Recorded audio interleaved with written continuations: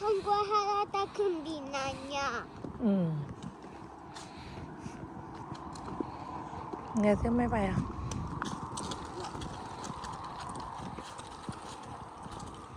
Tại sao mà ở đây mà Lạnh à? cái này là chuyện gì?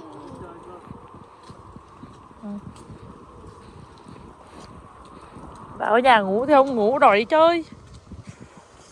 Bây giờ đang ở trên giường ngủ sướng lắm.